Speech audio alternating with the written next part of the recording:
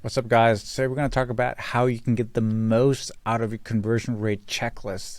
It's really, really important because it can seem very overwhelming, to be honest. You're just presenting this massive list of 250 plus tips, a list that has taken a very, very long time to put together because we have been doing A/B tests over the last 10 years, and we've just compiled it into this list over time with all the wins we've just seen consistently.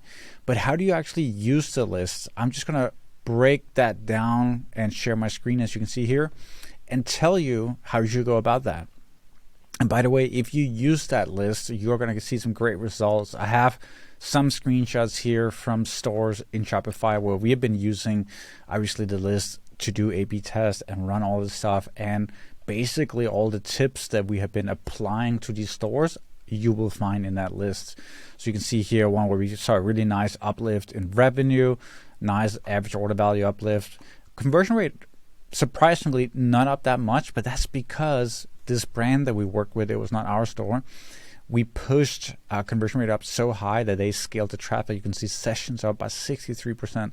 And then you typically see conversion rate go down a little bit, and then we push it up, and it goes down and push up. But the main thing is that their revenue is up massively, almost 100%, right? So huge, huge lift. Another one here.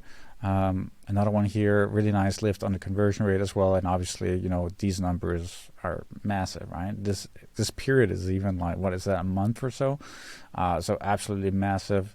Again, 64% up in conversion rate, and it's 78% uplift in revenue. Here, another one, super, super good uplift as well. So you can get these crazy results. So do you have a store? Do you have a brand and you're looking to really optimize?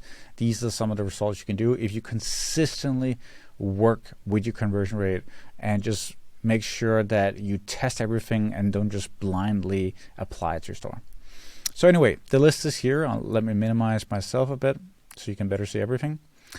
And you can see there are different categories out on the side. You can see you got general fixes, design, development, copy optimization, and then you also have page type.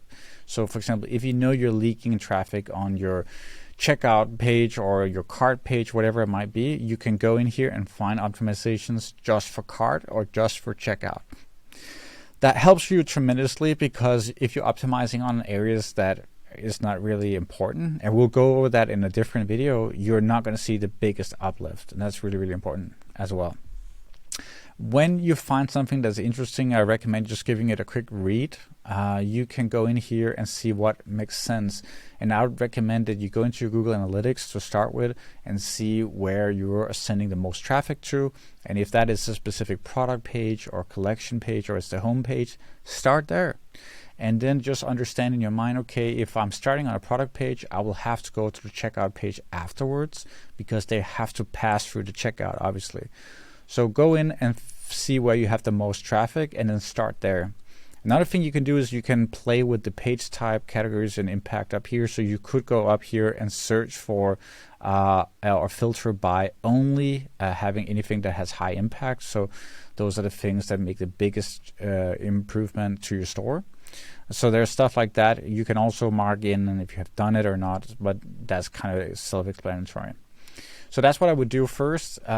When you do find something you want to do, you can obviously read the descriptions, and there are often a lot of screenshots that shows you what it is we want to do on that particular page, or we show you an example of how that could be done.